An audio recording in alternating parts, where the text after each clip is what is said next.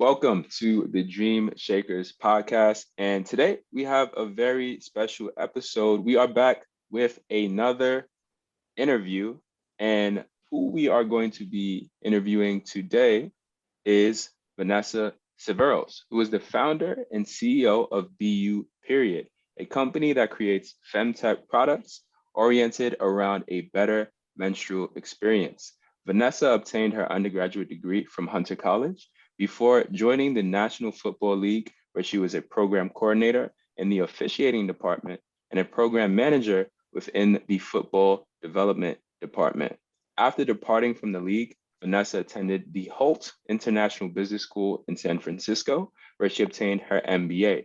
From there, she started BU and would later take part in incubators like 1776 and FutureWorks. So, without further ado, welcome to the show, Vanessa. Welcome, Thank Vanessa. you. Thank you for having me. So good to be here.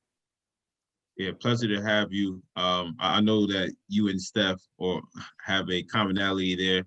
You guys both went to Hunter, so that's pretty interesting. We could get into that, but let's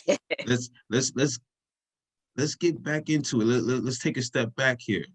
Talk to us about what it was like growing up in Brooklyn. I know we have a little rivalry there. Like, Steph and I are from the Bronx, so we gotta represent all the time. But please talk about what it was like growing up in Brooklyn.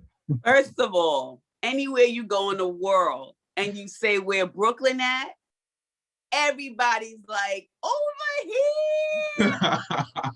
Anywhere you go in the world and you say where the Bronx at, they gotta Google it. Wow. So I'm just letting you know right now, competition over. There's no such thing, bro. Just because we don't mean we in the same lane, bro. Wow. Y'all made pop. We perfected it, bro. Wow. I had to get that out the way. You got it for now. It's your day. You got it for now. What was growing up in Brooklyn like? Well, the fact that I'm in therapy now should let you know that it was tough, bro. Brooklyn is my home. It's I love it so much, and the world adores it. But when you have a government that doesn't appreciate the environment that all of its people have to live in, your home can be a really scary place, right? It's like that. You're like, you love it, but you hate it at the same time. I'm keeping it 100 here, man.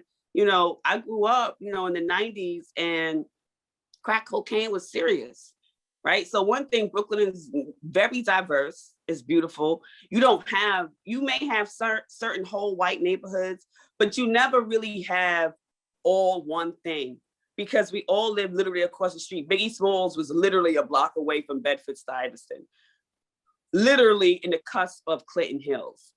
Clinton Hills is literally in the cusp of Fort Greene. And every single last one is surrounded by projects. So you don't really have you have your peas and your carrots and your potatoes, but you get some peas in your carrots, you get some carrots in your potatoes, and it's all mixed. You cross the street, it's a different tax bracket, but everybody's reaping the same benefits overall on how much they pay taxes on their property, right? So when the government, and I'm gonna keep it 100, you said I could keep it 100, right? Ooh. Now, when they and according to Snowfall, when they let them drugs up in the country like that, I literally, with my own baby eyes, watched household by household by household drop. It was the quickest deterioration I have ever seen in my life. Going up on the A train, because I went to Boys and Girls High School, there was this one crackhead, this one woman who fell to crack, okay? And we used to call her Chains to Spare. And because of Change to Spare, I never tried drugs. Wow. She scared the hell out of me, yo. I'm talking, you see on Snowfall how the young ladies that turn to crack, like literally, she was a young lady. 1 minute she's pregnant, 1 minute she's not. 1 minute she's pregnant, 1 minute she's not. prices like this. Change the spare, please. All the Brooklynites know who I'm talking about. The next minute, cops got her backed up against the wall. She's like, yo, get the F off me. Yo, I will F you up. Blah, blah, blah. I'm like, oh my God, excuse the photo bomb of my puppy. But she's scared to live. And then I was on Nostrand Ave one time. I was waiting for the C train, and I'm walking towards the back, and I saw a light flicker. I didn't know what it was, but I always had my third eye going. And I walked past the garbage can. It was Change the Spare bent over. She did some magical wand type thing with her lighter and straight up was smoking the pipe. That was the first time I had ever seen anybody smoke crack in my life besides Pookie. Wow. On New Jack City, like I had never, and it blew my mind. So basically my youth was stepping over red tops, green tops, white tops, yellow tops, watching transactions, people dying over chains. Like it was insane. I went to Boys and Girls High School, and Mr. Mickens was like the Joe Clark and of principals. And he basically made us wear business wear. Looks like, now that I'm saying this, he was prepping us from day one. He made us wear business wear Monday through Wednesday. He made all dudes wear ties. If you didn't have a tie, you couldn't get into school. If your skirt was above your knee, you couldn't get into school. If your earrings were bigger than studs, you couldn't get into school. If you had on leggings, you couldn't get into school. He would take your pass, your ID, and everything until you figured out how to dress properly and how to dress for success. If you failed more than 4 classes, he embarrassed you in front of the whole audience. Mm. He chased me up 4 flights of stairs. He was a God rest his soul, 300-pound man. Chased me up 4 flights of stairs because I tried to sneak out to school one time.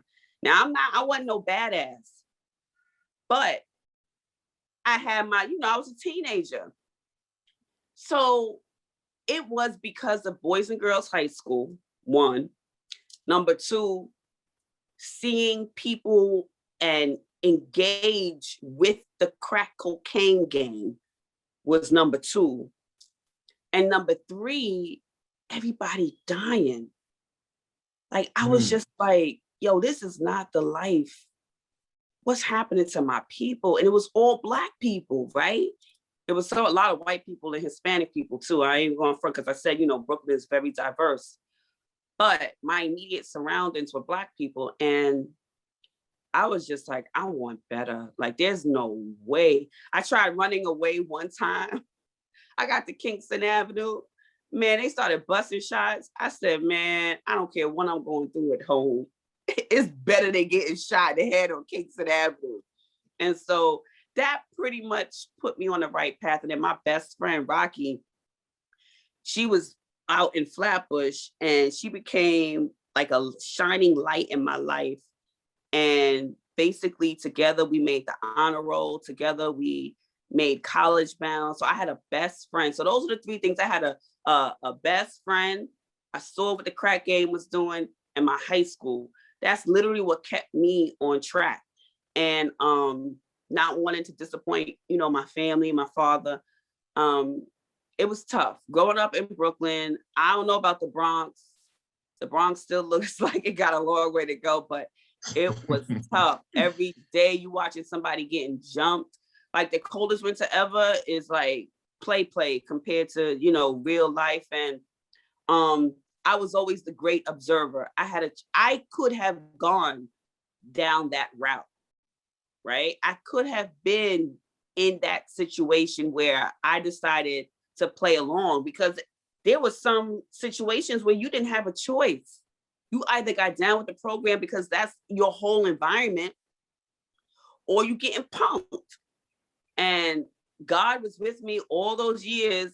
And my grandmother prayed for all of us, was with me all those years, because I was always narrowly escaping some crazy stuff that was about to jump off. Always narrowly escaping. One time, I would take the 69 bus on Vanderbilt. There was this horrific junior high school called 113. All the Brooklynites know who I'm talking about on DeKalb Avenue. It's like crazy gentrified. But this one high school had all the Black kids. Every day they caught somebody. Every day they was catching people. Little kids, like kids not even their own age. And I had to take care of my brother. I picked him up every day. We went to PS20, that same school that was on a Cosby show that they would show at the beginning of each episode. They would show a school. That was my school, PS20. I would pick him up, get on the bus, and pray to God that they wouldn't mess with us. And it went well. It worked really well until one day they got tired of letting us slide, me and my little brother, and I got smacked upside the back of my head. And it was like 3 or 4 girls ready to bring it. They knew my one job was to protect my little brother, but they didn't respect that. And so as I was getting ready to cower down over him so they could do whatever they had to do, one of them stepped out, who I did not know was the leader of the pack, and was like, yo, don't touch her. I was like, She was like, yo, they cool. I take the bus with them. Don't touch her. And they left me alone. We got off the bus to take the next bus to 65 on Dean Street. I was like, thank you so much. Thank you. She was like, nah, don't worry about it. You know what I'm saying? Your little brother be stealing candy for me. Y'all cool. You know what I'm saying? They should be messing with y'all. So it was situations like that always would happen. And I decided, nah, that life is not for me. And I wanted something better for myself. So long story short, growing up in Brooklyn was everything you hear in a Biggie song. It depended on who your supporters were, the people who were closest to you, and if you chose the red pill or the green pill. That's or the blue pill, the red pill or the blue pill. And I chose the blue pill. That's Brooklyn. Now it's gentrified. You can't even rent for like thousands of downtown Brooklyn. You don't even recognize it. You got all these impoverished people still buying gold teeth and baby shoes on Fulton Street. They literally don't even see the high rises around them. Like the only thing standing left is like Junior's. Albee Square Mall is now like Albee. Damn, this thing is a damn multi-complex, freaking $1 million complex, all downtown Brooklyn. I'm like, wow. And the people are still from the P's are still down there buying baby shoes and gold teeth, and they don't even see what's happening around them. They about to get pushed out. They're about to get a $25,000 check. Yo, go to the Poconos, go upstate, go to Yonkers, go to the Bronx. You know what I'm saying? Like they have no idea. And that's definitely something that we've been seeing in the Bronx too. It's definitely in the earlier stages, but it's definitely beginning to make inroads in our borough as well, especially with the high rises, new developments, and pushing out the residents that have been here for quite some time. And I think this kind of relates back to some of the multicultural experiences that make up our city, and now it becoming a little bit more homogeneous in the fact that we're losing some of the appeal that really made New York unique in regards to the different ethnic backgrounds that made up our neighborhoods. And I wanted to pick up on that piece, right, and think about the diversity of views, to come back to some of the experiences that you actually had at the NFL, just building out more of your background before we delve into BU period. And one of the things that I saw was that you had a very critical role in the development of the Women Officiating Now program. And even though you're no longer with the league, how did you feel when they made the announcement about Maya Chaka, who was announced as the NFL's first Black female referee? So definitely wanted to hear your thoughts on that. Maya and Sarah, God bless them. Those are my homies. They were there. They were in the wings for years. And I developed Women Officiating Now along with my partner, Terrell. And the goal was to hold the NFL accountable for what they said their mission, their vision, and their values were, which was diversity and inclusion. And I was like, there's got to be a little bit more. They were missing the equity part. You know what I'm saying? Like, come on, cheese, decision making. And I said, all right, now that we have a chance to actually do something, I'm at the biggest brand on the planet, one of the biggest brands outside of FIFA when it comes to sports. I have an opportunity. We have an opportunity. And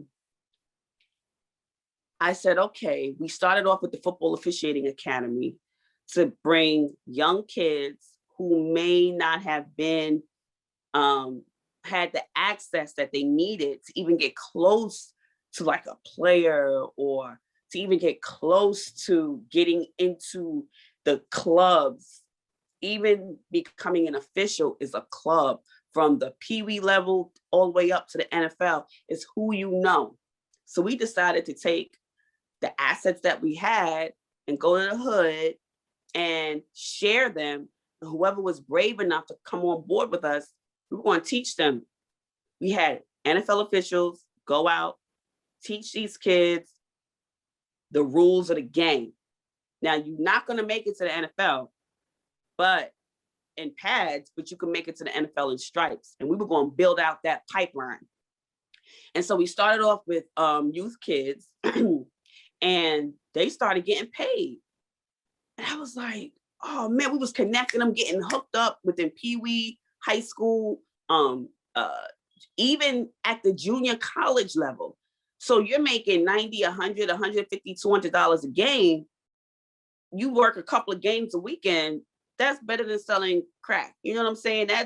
And you are, you're looked up to, even though referees get a bad rap, they are still an authoritative figure, and they get to have a lot of decision making, right? So that's the one thing that I wanted our youth to know, that your power comes in your voice, in your decision making. So that program was going really well, Football Officiating Academy. So I was like, okay, I noticed that the young girls learn differently from the young boys. Young boys was ready to run through a freaking wall before they didn't even read the directions or read the rule, nothing. They were just ready, like, yo, give it to me, yo, give me my stripes, yo, I'm ready, yo, foul, yo. They were literally so energetic and just willing to learn as they moved forward. They were learning as they went. The women, the young ladies, it was a different story. They would wait on the sideline. They would observe. They would go to their notes. They would read before they made moves. I was like, oh man, they're not gonna make it because they're not grabbing the opportunity quick enough or fast enough. And in this game, in all games, whoever gets that ball, that's it. It's their platform. So I said, I'm gonna make a separate program because I understand that we learn different. We're different species basically. And I want to be able to have the young girls learn how to make decisions together, since they want to use their mind more so than their bodies. I said, let's bring in some of the female officials so that they can engage and educate and empower these young ladies to know that it's okay. You can take that extra step. You can go a little bit further. You can be a bit more aggressive, and they still won't respect you because at the end of the day, you're in the stripes, right? They in the pads, you in the stripes. They have to listen to what you have to do. And so that's how Women Officiating Now started. I went and traveled all of the United States to find every single last female in football officiating. And Sarah Thomas was already part of the pipeline for like 10 years. She was the only female in the pipeline. Maya Shaka was D2, D3, and then eventually made it up to D1. And I was making a lot of noise. I was making noise. I was like, here's my program.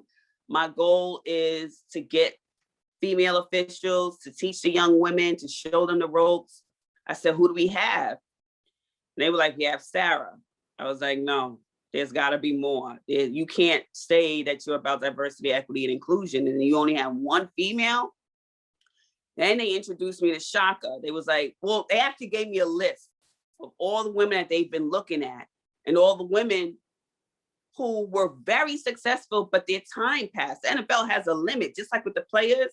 You have to be a certain size, you have to be a certain fit, a certain look, and a certain age. And I was like, wow, because some of those NFL officials are 100, like literally. You see them on the court. Yeah. They span the age, and then their sons come in, and then their sons come in. And I witnessed, I was like, damn it, this is a club. How are we going to get these women in here? So they gave me the list. I saw Maya. I hit up Maya. I saw Sarah. I hit up Sarah. Then I saw like 15 other women. And I was like, well, why don't we see them? And it was excuse after excuse after excuse. I was like, forget it. Yo, come on board with Women Officiating Now. I'm going to highlight you. I'm going to put you in front of the spotlight. And in 2013, when I launched Women Officiating Now, we were in North Carolina, South Carolina, and I connected with the Women's Football League, International Women's Football League, and it was all 2 female football teams, and I got all female officials to officiate the game, and it was like the first time that had ever happened. And Good Morning America came, and it was, a couple of other. So finally, these women started to get the highlight that they needed. And young girls actually saw themselves being part of something that they didn't think they would ever be able to be a part of. And that, I went to sleep every night. Let's just put it like that. I was able to go to sleep every night, because I was doing something that I knew had to happen. And I was I had a role in affecting lives underneath the brand. And I created the first Black female officiating character. So they had a little white man with muscles and everything as their part of their play zone for little kids. And all the little kids just saw was this little muscular white man as the official going around in the games and the video games. And I called up LA. I was like, we need to mix this up a little bit. So Z, I don't know if they still have her in the play zone. I don't know, but Z was a beautiful, dark-skinned, strong Black female cartoon official. And at every Super Bowl, I would build out exhibits in the youth zone. We had 2 exhibits, one for adults with the officiating replay booth, and we would bring in veterans, we would bring in special interest groups, and we would hold programs for them. And I would be responsible for the youth zone. And I would build out this beautiful, immaculate, a youthful officiating playland.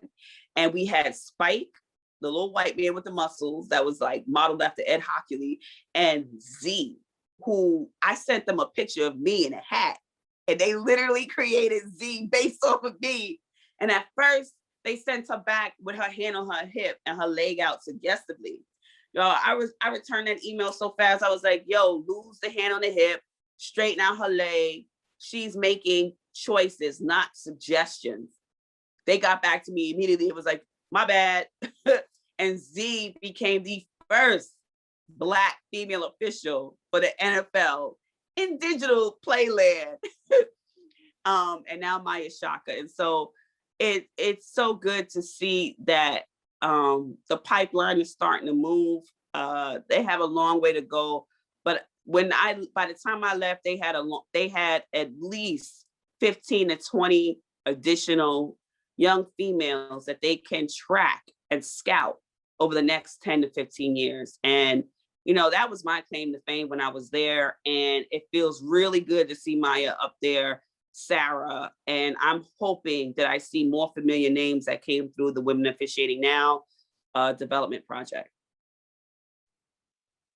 That's a beautiful story to tell. The fact that you had your hand in the pot and seeing how it's been able to create this impact later on once you are far removed from the NFL. Yeah. We spoke on things, you and I, offline, in regards to some of the issues that you've noticed in the NFL, especially dealing with women, which led you to later on create BU period. Let's dive into that. Let's dissect that. What made you create BU period?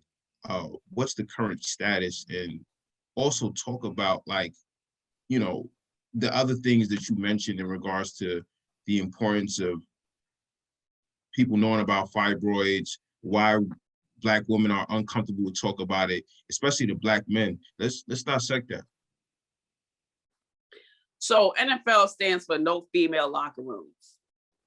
Literally, no female locker rooms.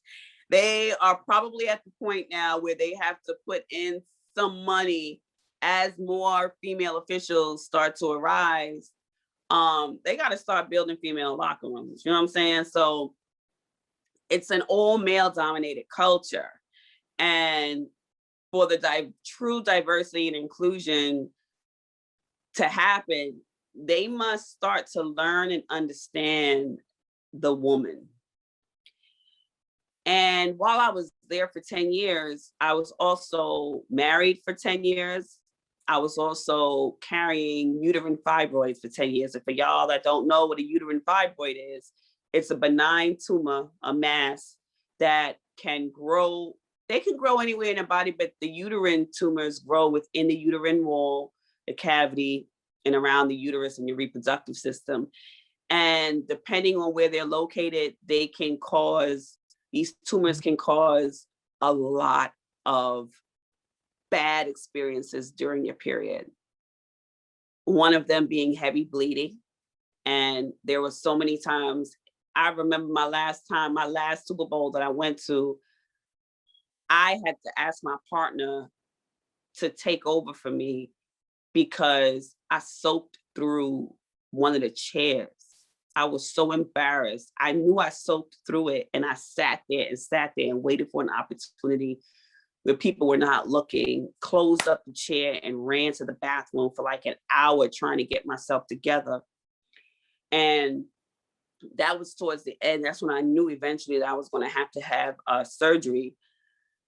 Every meeting I went into, I had to make sure I sat at the edge of the chair. They probably thought I was uptight. They probably thought I was uncomfortable, but I just didn't want to leak. I didn't want to leak. There's no products for women who have heavy flow. A lot of times I was falling asleep, and part of the symptoms is anemia. It's a temporary iron deficiency anemia because of the amount of blood loss. I was tired a lot of the times. I was tired going down a flight of steps. Imagine going up a flight of steps. And so, oh man, one of the most embarrassing moments in my whole NFL career was Mike Tomlin coming up to me. We were at the owners meeting in Arizona, and I was doing my best to stay alert. I'm the only female in the room, and I'm Black. And I'm trying to take notes and stay, present. Your homeboy came up to me after and was like, yo, you got to do better, right? He was like, we can't afford to not be available. We can't afford to be falling asleep, especially you being a Black woman. And he looked at me with that stare like I was speechless. How am I going to tell Mike Tomlin, I've got uterine fibroids and I'm bleeding a lot and I have anemia and it's really hard for me to focus and pay attention? Like, no, that wasn't even the time. It was, yes, sir. Thank you for your feedback. What else am I going to say? Like, what else? I was like, damn it. Like, I just felt, I don't even know if he went back and told people. I don't even, it was just so embarrassing. And so most of my career there, although I was fighting for equity, I didn't really have health equity. I didn't have menstrual health equity. I didn't have anyone I could talk to. And slowly but surely, 1 out of 3 of the Black women, it was only a handful of us there. They were also developing uterine fibroids. They were getting surgeries. They became anemic. And so it was a silent pandemic that was happening. And I was just like, oh, this is crazy. I found myself in so many meetings with these women and telling them all the things that was working for me and that wasn't working for me. And finally had the surgery in 2015. And by that time, I had mastered all the symptoms. It took me years, but I realized that through my lifestyle changes and when I ate the beauty products that I put on my body and managing my stress levels, I was able to eliminate 90% of the symptoms. So I was good. And so by that time, that Super Bowl story I told you, when I was bleeding through the chair, basically that meant that the fibroids were ready. I was starving them. I was not giving them sugar. I was not giving them stress. They were ready to come out. That's a whole nother topic on the lifespan of uterine fibroids. But I went and I had the surgery, 6 weeks off to recover because it's a cut. It's like a cesarean section cut. And it was a 3-hour process with my organs outside of my body. So it took me a while to recover, but I was ready to get back. Before I left, I told them what I wanted. I wanted the C-suite. I wanted to be the head of women NFL engagement. I called it Women's Engagement. Like I had a whole name for it. I had a whole brand. They loved my campaign during, I even had the NFL trademark, history begins with her story. I was like, damn, I should have kept it. But like, I really, really gave them a little platform under their brand for women's engagement. So I was like, oh, this is a shoe-in for me. I'm gonna go get myself cleaned up, fixed up, come back. I'm gonna be good. They love the idea, absolutely. But I wasn't in their plans for it. So 3 days after I came back from surgery, bro, they gave me the old pink cleat. And I was devastated. I was like, are you kidding me? What? That's a whole nother story. But during recovery for those 6 weeks, I'm sitting in my bed, not able to move. I'm like, yo, this is crazy. I'm like, so many of us are going through this. This is nuts. So I started drafting up different types of products that I thought would help women who were like me, women who had issues managing difficult periods, heavy flow. And I started drafting all that stuff up, but I didn't really take it seriously. I shelved it because I'm thinking I'm going to get me to finally my C-suite, my corner office. I'm about to, me and all the female NFL officials, we gonna make this a big ass party.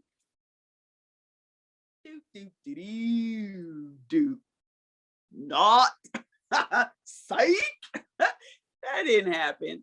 So it was my dad who was like, and at that time I had been divorced. Like it was like things always come in threes, bro.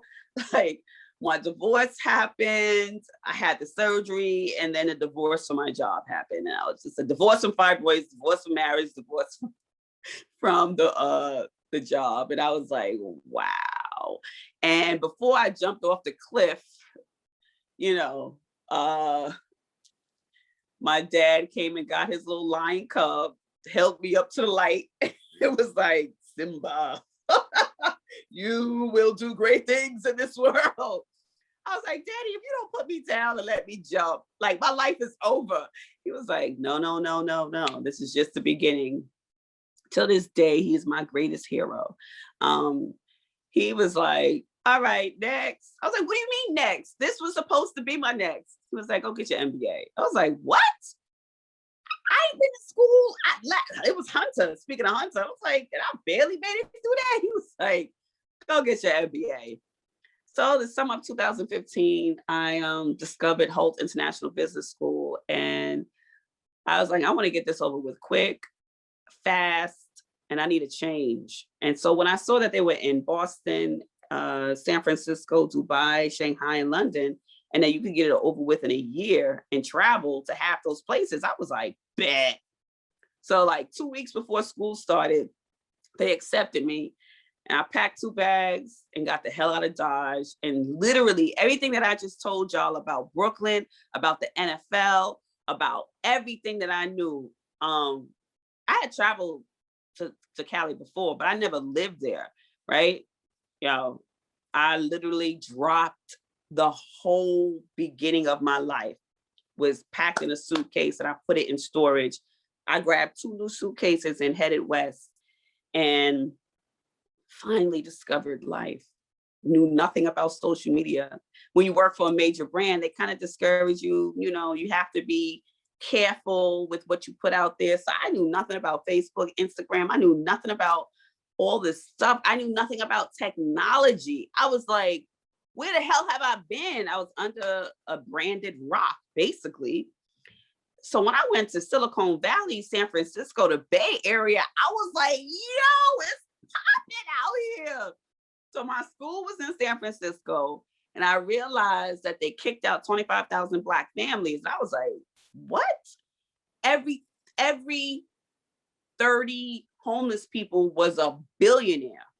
So I'm stepping over homeless person, billionaire, homeless person, billionaire. I was like, what kind of dichotomy is this? I was like, that place, it reminded me back in Brooklyn of the 80s, the 90s. I was like, why are there so many drug addicts and mentally ill people out here? I was like, but then there's so many filthy rich people out here, both filthy on different ends of the spectrum. So what the hell is going on? I was like, yo, I need some balance. I headed across the bay to Oakland, and I was like, yo, my people, they were like a cousin of Brooklyn or something like that. I was partying, engaging, having so much fun in Oakland. I loved it. I loved Oakland. To this day, I said, once when I get my millions and my billions, I'm going to Piedmont Hills and build my little house, my little house, so I can look over the hills at everybody. But I found my hairdresser. I found a Jamaican spot. It's called Kingston 11. I found all the clubs. I was like, okay, I can deal with this. And the school challenged me to come up with a social impact business and or a product for Johnson & Johnson. No shade, but Johnson & Johnson were behind the ovarian cancer issue with their talcum powder. And it was hard for me to, let bygones be bygones. So I was like, nah, I'm a build something on my own, a social impact. I went, dusted off those little drawings that I did when I was in recovery and came up with BU period. And my colleagues, my classmates, they were Indian from literally Southern India, Eastern India, Northern India, Eastern India, Western India, as well as one from South Korea. And they taught me so much about Asia. And I was the last one to be picked. Everybody had to pick someone. So I figured I would end up joining somebody else's team because I'm standing there by myself. Everybody else is joining teams. And yeah, we love your idea. We love your idea. And when I told them about the period idea,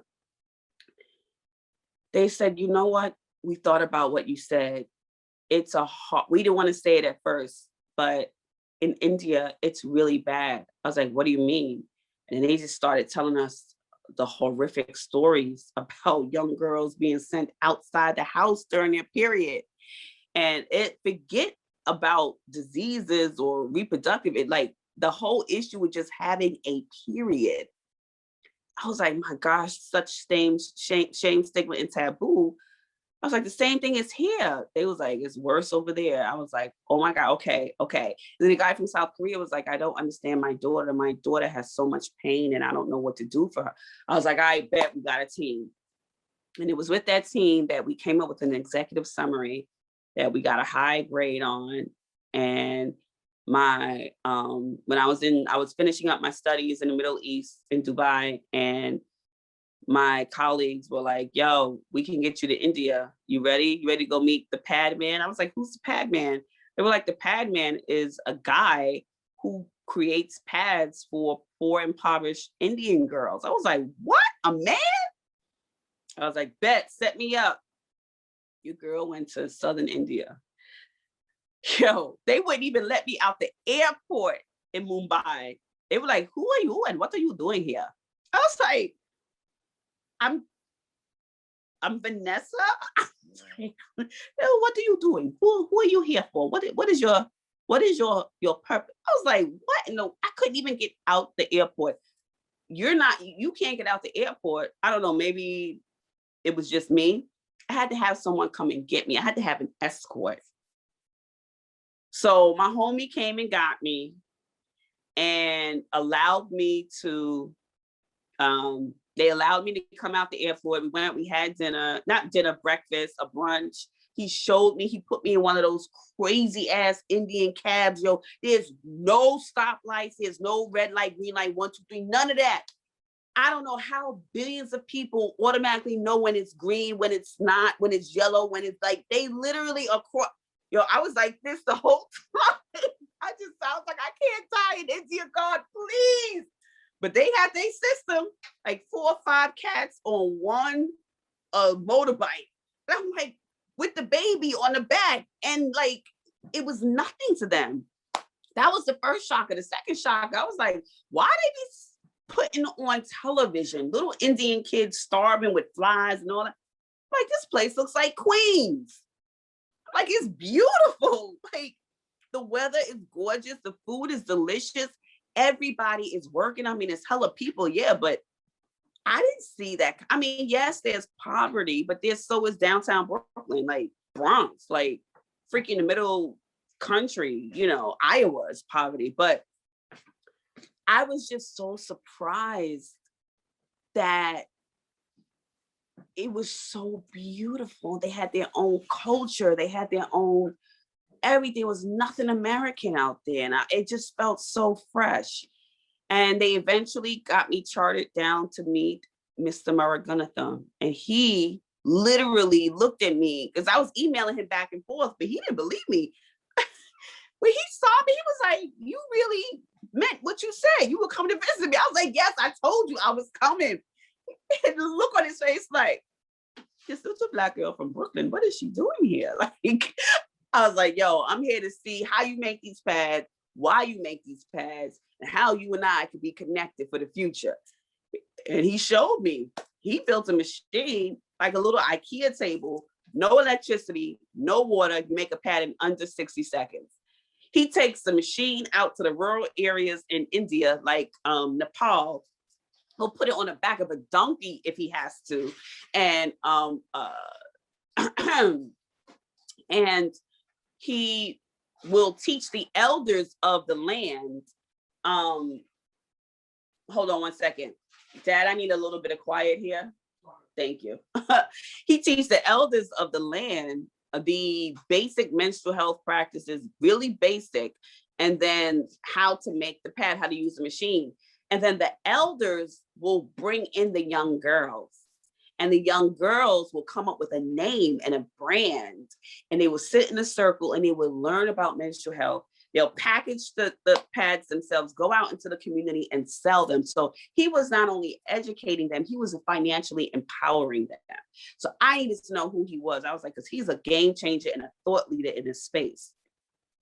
So I come back and I'm like, you know what, Vanessa, if a man in Southern India could do this, you can definitely do this.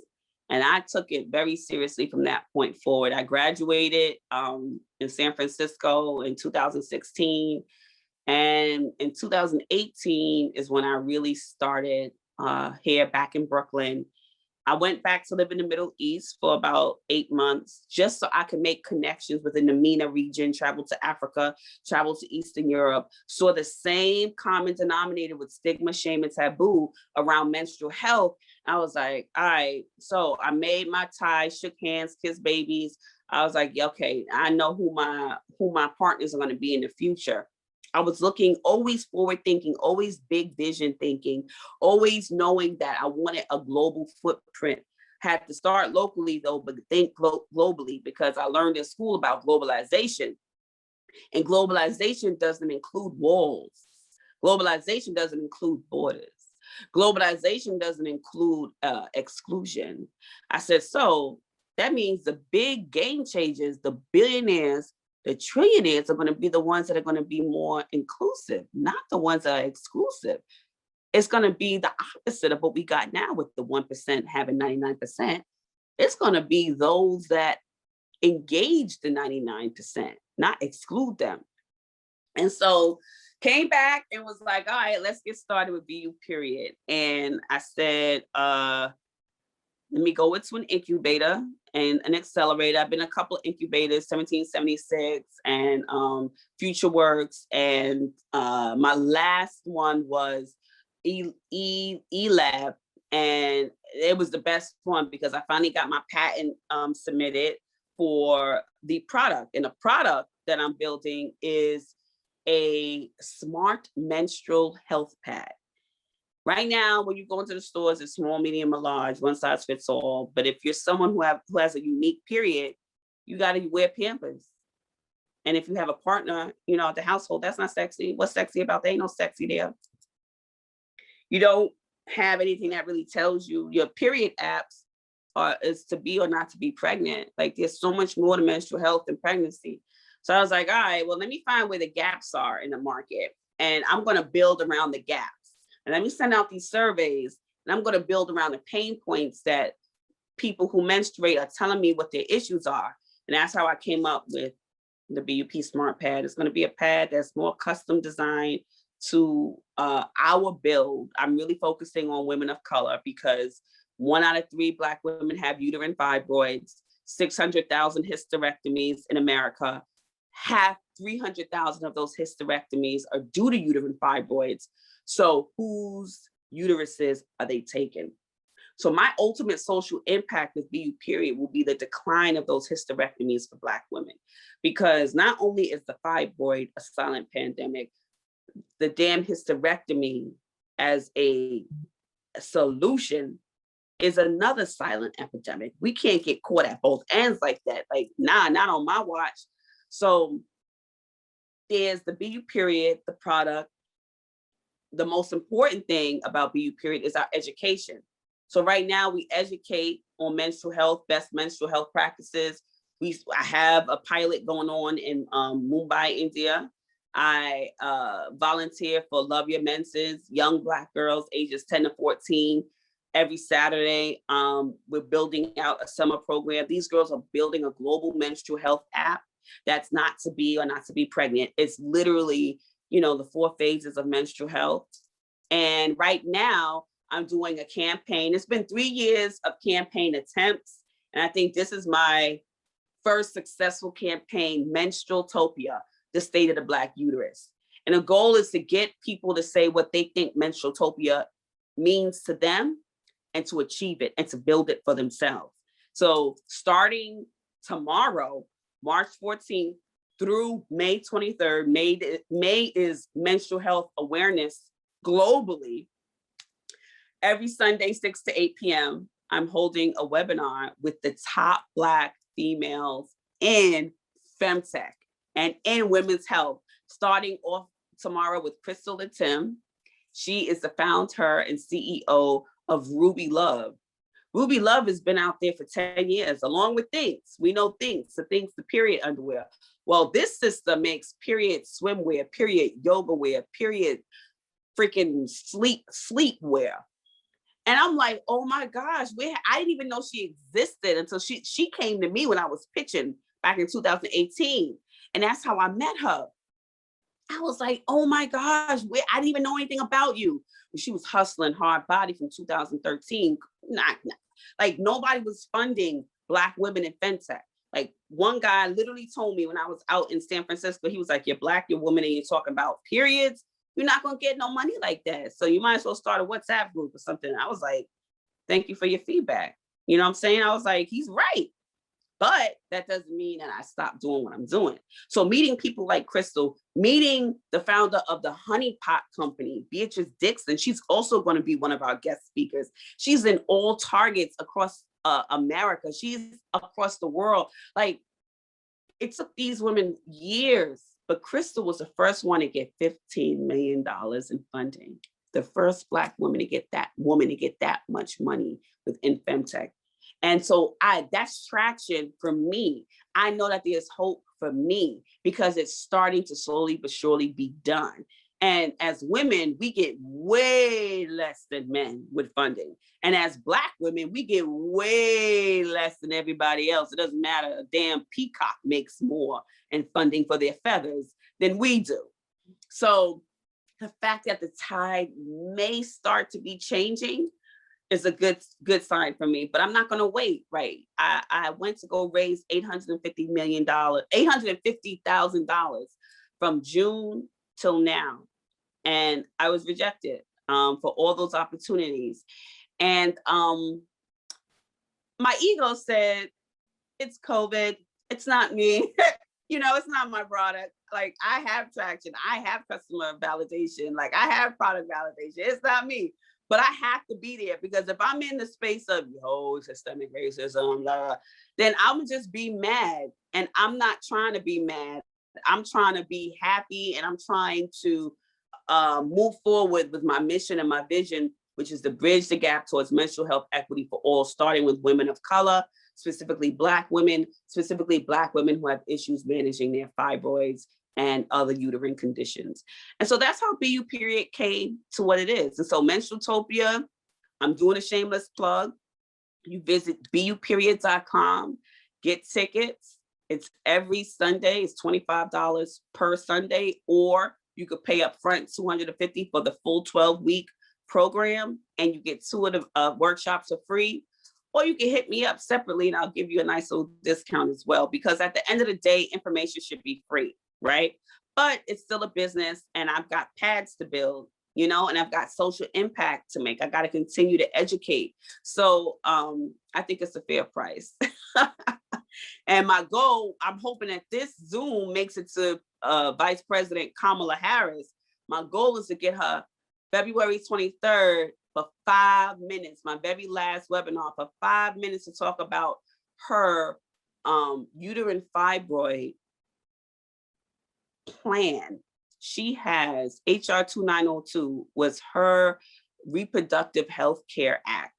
And I am so happy. This was before she was even in the White House. She was thinking about Black women and the issues that we have when it comes to our health, our maternal health, our reproductive health. So I want her on Menstrualtopia, May 23rd, for 5 minutes. Even if she could give me 10 minutes would be great, but 5 minutes, just 5 minutes, VP. And so that I can thank her for stepping out and stepping up for us. She's stepping out and stepping up for women of color. And I'm so excited. She's putting away $25 million for innovation, education, and research for Black women in reproductive health. So that's Menstrualtopia. That's my call to action. Somebody get me VP Kamala, and I'm looking to sell as many tickets as I can to Menstrualtopia, Sundays, 6 to 8 p.m. Visit buperiod.com, and don't forget to follow us on Instagram at buperiod. I put my plugs in early.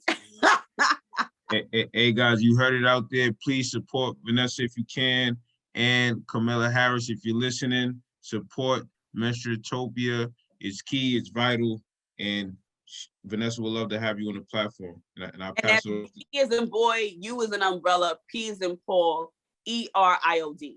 Okay. The goal is that you be you, regardless of your circumstances.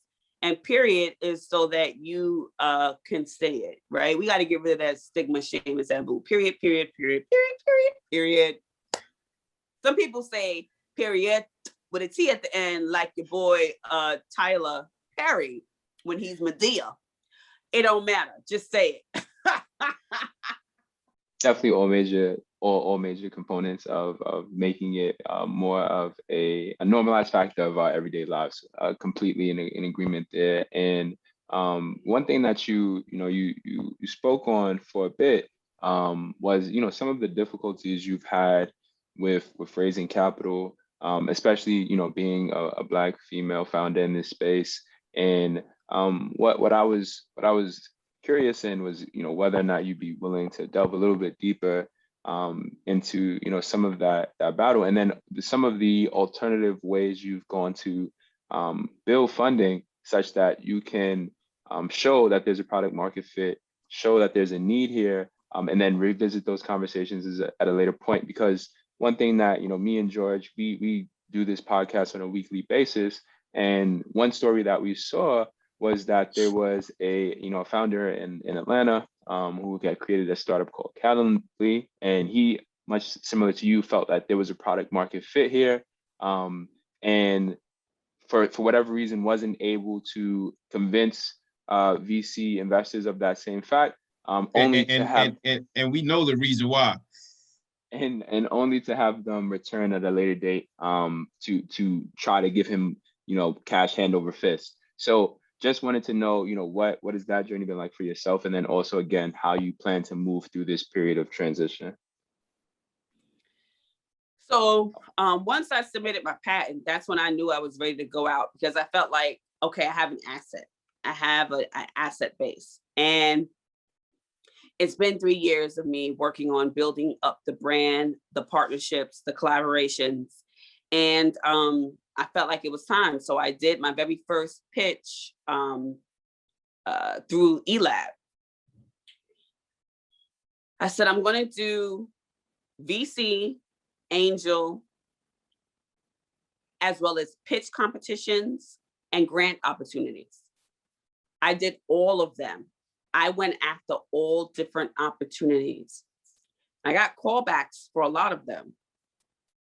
But for one reason or another, they told me, unfortunately, it's always the same email. We had an overwhelming amount of responses, all very good. Hardest decision we had to make. Unfortunately, you did not make the cut. So what I do is I put on my Excel spreadsheet everyone that I applied to, the dates and what their responses were, and notes, so that I can follow up with those that I believe may be a potential in the future. And I could send them updates about the company. And then I could kind of weed out those that were just looking that I had to pay for, because some of them you have to pay for. And then I want to know how much money am I really spending? How much effort am I really putting out there, when some of them may just be looking to get numbers and may just be looking to build up their brand as well. Like, that's a whole nother business model that I realize is when you're on the funding side, your traction's got to be how many people are even interested in you in the first place. So I'm like, I'm not trying to be part of that. Not like that. Not when I'm hungry. Not when I got mouths to feed and I've got, women waiting on me to build this product. And as far as the equity side, there were situations where I was flat out told I was too early. There's not enough traction. Have you tried this? Have you tried that? And I took the feedback. A lot of the feedback was build up your community, build up your tribe. Some feedback was, all right, let's build a relationship. And that is the key.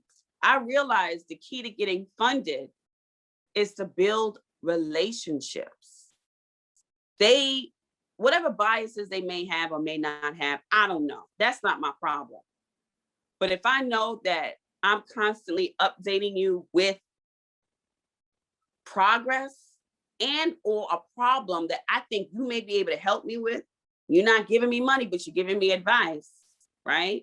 You don't have to go in your pocket, but I want to see if you even want to mess with me in the first place. Are you willing to engage with me and advise me and mentor me on a problem that I may have? Are you willing to support Menstrualtopia, even if it's resharing the post? You know what I'm saying? So I'm like, I'm going to take this time, Menstrualtopia, which is a fundraising. This was my attempt for fundraising after I got declined for the $850,000. I did a small friends and family round, and it was tough. It was tough because the people in my immediate environment, just coming out of COVID, just, quarantine, the money, they don't have it. They legitimately don't have it, right? But there's so many different ways that you can support. Like I said, with social media, liking, resharing, calling up people who you think may want to be engaged with the Menstrualtopia series, calling up people who you think, may want to sponsor an educational series, right? There's so many different ways that you can help and raise funds. So I said, I'm going to take this time out right here, move forward with Menstrualtopia, prove out my traction for those that said I was too early, build up my client base, build up my potential clients, my potential end users and my potential customers, my potential partners and my potential collaborators, engage on international shore or over internationally in India, build that up, come back with a bigger asset base, right? And so when June comes around again, I'm going to reach back out to those that I think were honest about wanting to get to know me better and building a relationship with me. I hand them over that platter. Last year was the appetizer. Now this is the first course when I come to them in June and see what happens. So Menstrualtopia is a fundraising. I'm going to go for the government grants, the SBIRs and STTRs. I connected with Hampton University for their Cancer Research Center to assist me so we could do the R&D on the blood work. And I'm connected now with a couple of development operations, third-party DevOps teams. I have all the moving pieces. I have them. I just now need for that chessboard to start moving. And the way that it's going to start moving is with the gas, the money, baby. Like it really is at this point about the money. People are less willing to take that sweat equity. Times are unsure right now. There's a lot. The office just changed over. COVID-19 is still rampant. It's just a lot going on. So, at this point, I have to be positive, quick on my feet, and document everything. So the government grants, Menstrualtopia, and then creating that first course meal to go back to those angels and those who showed initial interest, gave me a call back to see what the next steps are. And my goal is that it works, right? My goal, I'm looking to raise $1 million before January 2022 so that I can get into the market with the product. So right now, that's where my focus is going to be for fundraising, getting sponsors for Menstrualtopia, the government grants, and preparing my asset base. And so that's really it right now. And really focusing on what I love to do, which is engage, educate, and empower and build up my tribe, build up the BU period tribe. Because I'm going to give everybody the benefit of the doubt for the next, we're in March, April, May, June. For the next 4 months, I'm gonna give everybody the benefit of the doubt, let them shake off, the vapors that's been going around the past 12, months, 12, 15 months, and give everybody a fresh start. Then I can really do my assessment and see what's up. And if not, then I go back to my little room with my afro, just like Jeff Bezos, and keep chucking and plugging along and coming up with different ways that I can engage and make money at the same time. Because I'm not going to quit just because I can't get a handout.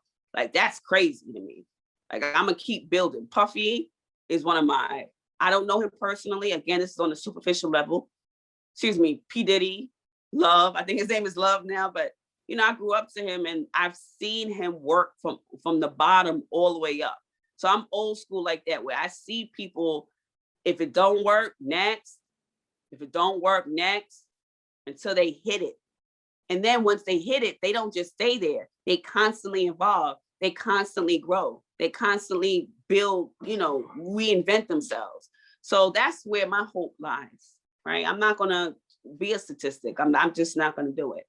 Definitely, Vanessa. It's such a pleasure to hear from you and hear this powerful story. We do believe that you have a product here. We do believe that you can scale, and we know you will. It's just a matter of time and someone seeing, or people seeing the value in BU, period. All it takes is one person to say, all right, I'm backing her. And then everybody just jumps on board. So yeah, it really comes down to just being patient, but things are gonna play into your favor. I would say, what is one thing to close off this interview you want to leave with Black women entrepreneurs moving forward? If you have one thing that you wanted to give to them, what would it be? Besides every strong Black female entrepreneur is 10 more strong Black female entrepreneurs backing you, supporting for you, rooting for you. Because if you make it, we all make it. If one of us is in chains, we all are in chains. If one of us is free, if all of us are free, if one of us is not free, then none of us is free. But if all of us is free, we good money. That's it. You got to support each other. You got to back each other. I don't care. There's no such thing as competition, ladies. There's no such thing. We don't own none of the GDP that's out there is 90% owned by 100-year-old companies, sis. You know what I'm saying? When we get one foot in, you better reach back with a hand and grab the next. And together as a cooperative, as a conglomerate, that's how the big boys do it. It's never one single individual. They got collaborations going on that you don't even know about. So all you're seeing are the different brands. You don't see the big money checks that's going to the cooperative. So that's what it's about. I encourage every Black female founder out there to support each other. We need to support each other. We need to build with each other, partnership with each other, and collaborate with each other. That is how we're going to bridge this gap.